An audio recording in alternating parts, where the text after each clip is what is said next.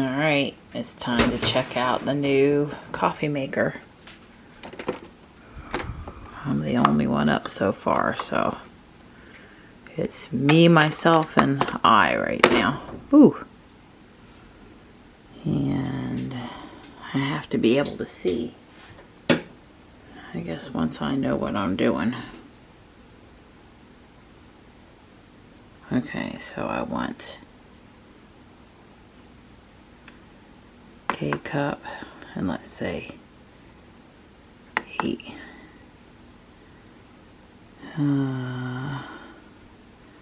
Power it on. K-cup and 8. And we'll have our first triangle Tesla cup. So apparently the first time I didn't push stuff right, but the second time it made the cup, and that's 8 ounces, so I probably could have done 10, and now I'm gonna add my cream. So here's Dawn's taste test.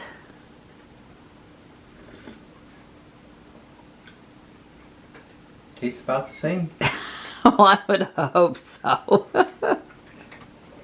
Yeah, I think I nailed it pretty close. It's going on 9 o'clock, and the first order of business to kick off today's cooking is to brown some sausage from the farm. I like to season it myself. That way I know it doesn't have any stuff in it it's not supposed to have. Besides sausage, which about half of what I browned will be going into stuffing, I'm also putting in onions, sweet vidalias, celery, and garlic. That's about all I usually put in the stuffing, and I just use the organic herbal Whole Foods brand. I used to use Petridge Farm. I think I've been making turkeys in this pan since the 90s. It's just because it's big enough to hold a 20-pound bird, and our bird is 18.86 pounds. But I tell you what, one year I forgot this lifter underneath. You don't want to forget that when the bird's that big. Not in my case if I want Dawn to be able to hold it while I get the juice out from underneath it and then move it to the platter. It's a very essential part of the day. So a stuffed 16 to 20 pound turkey is 2 3/4 to 3 hours. I always just leave it in there 3. And if you read the instructions on the cooking bag, putting celery and carrots underneath the bird will help keep it from sticking to the bottom of the bag. Make it easier to get out of the bag. And then the flour is to keep the bag from bursting. I don't exactly understand the cooking chemistry behind that, but I always listen to them and put it in there. I'll be adding a lot of liquid. That's going to be homemade bone broth, chicken bone broth from the farm, because I'll be using all those drippings to make lots of really yummy gravy. I suppose with our organic, let's not use plastics mentality, it's a little strange for me to be putting it in a kitchen bag, but for the 3 bags a year I use, and you know, sometimes you got to use what works, we're going for it. So my engineer husband, who's about to get himself in trouble by trying to engineer my dinner that I've been cooking for years, says it's to keep the water under the bird and the fat from boiling so that the bag doesn't accidentally split.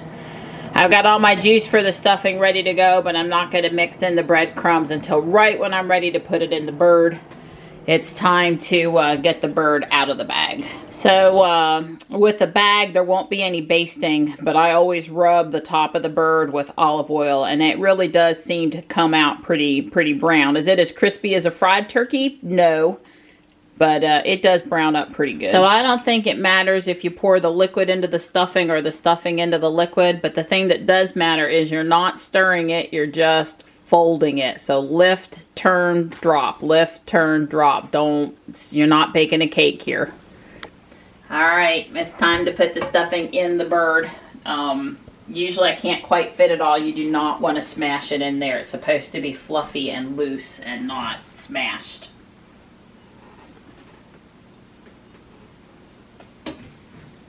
I don't do anything in particular to close up the hole. I find it's just fine. You can put a piece of tin foil there. Dawn kind of likes that opening to be nice and crispy. That's like his favorite part. Yeah, I don't like mushy stuffing. Right. He'd prefer if I just cooked it in a casserole dish. Yeah. But I wasn't raised to do it that way, so in the bird it goes. Yep. Sorry, Donnie. That's okay, Sweet Pea. I always give him the crunchy part at the entrance, though. And usually some of this does go in a small casserole dish. But we don't heat that up until, like, say, Saturday or Sunday, when we actually need more stuffing. I did scrub the sink, and there is a piece of plastic underneath the bird, the plastic that it came in, so we're good. Maybe just a smidge more. There's not a lot left this year. I've been desperate some years and tried to stuff the other end of the bird too.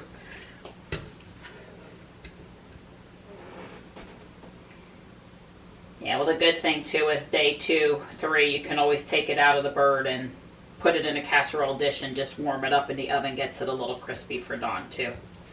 All right, well, I think that's good. It does expand some, so like I said, you really don't want to be, you're not trying to pack it in. You just got to let it be fluffy. The kitchen is all cleaned up and ready for the next phase, which is the casseroles. I have already been through 3 hand towels, thrown them in the wash. You know, when you got raw turkey juices in the kitchen, you should exercise caution. I don't worry about how many hand towels I use today. I just, you know, they come from Guardian Angel anyway, and which makes them a lot more absorbent. I cannot stand a new hand towel. And I just use them and throw them in the wash. Use them and throw them in the wash. So I'm on number 4 for the day now. But it's time. Johnny said he wanted to help with the broccoli rice casserole, and that's what I'm fixing to make. So I'm going to call him out here. I wondered why these guys were so intent at the door while they're watching outside. What are they looking at? They're watching the squirrels. The squirrels are eating the outdoor cat's dry chow. They're cute. Definitely providing entertainment for these guys. So reading the paper, and there's an article that older cars in North Carolina starting December 1st, which is Sunday, no longer have to have emissions tests if they're 20 years old. The law used to say any car made 1995 or later had to have emissions testing. But they've decided now that a rolling 20 years is probably adequate because it's an extra fee.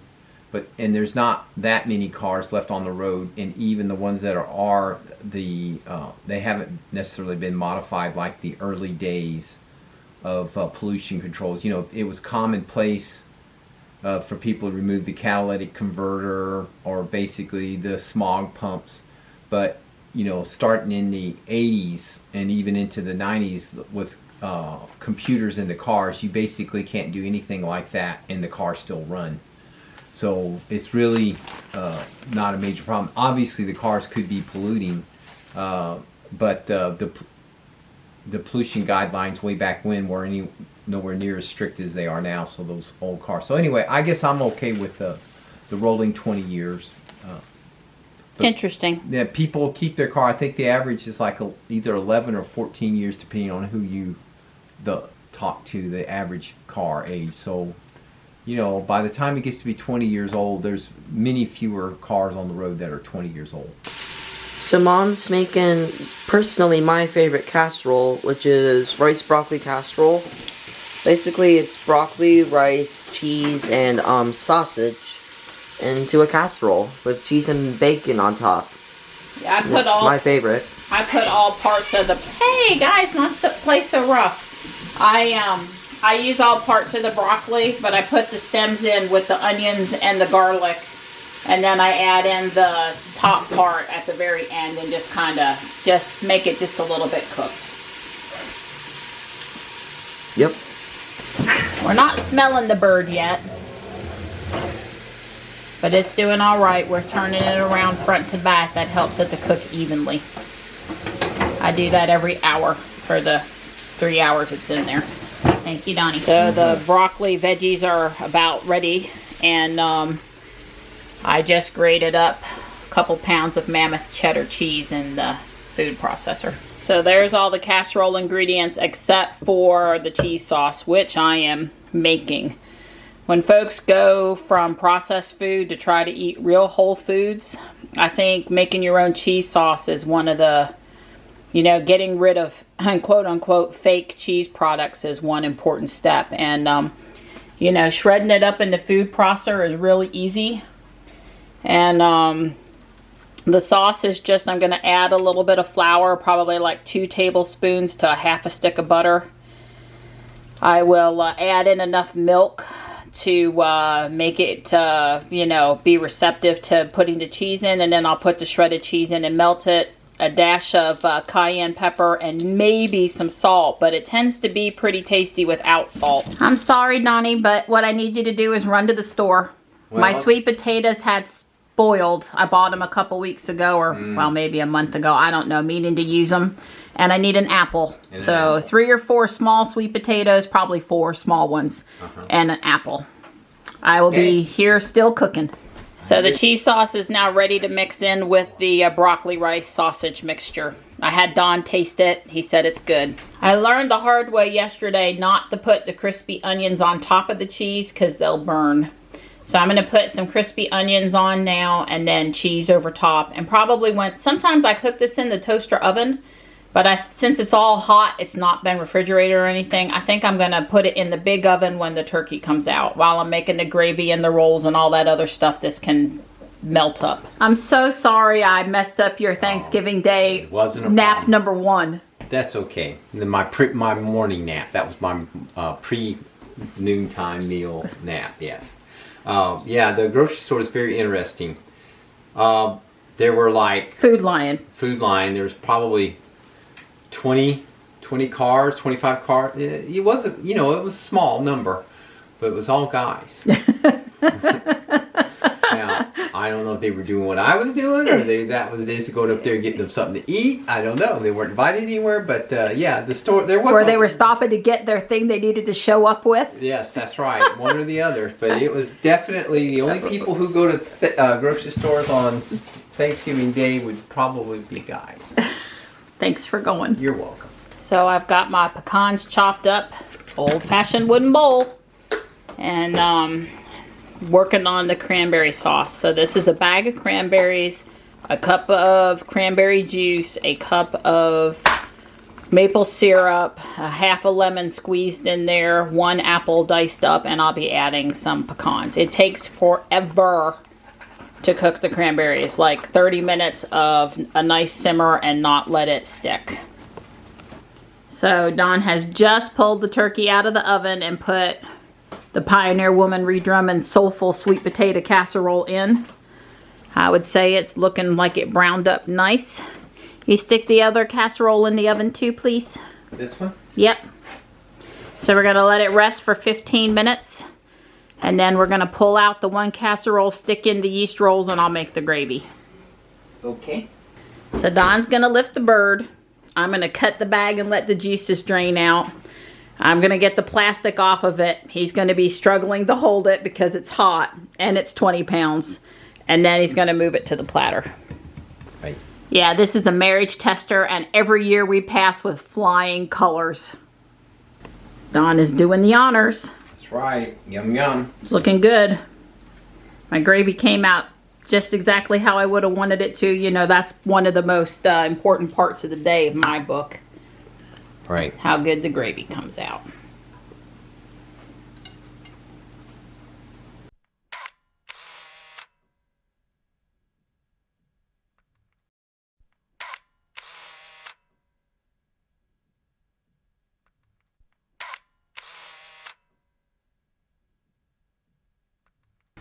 There it is.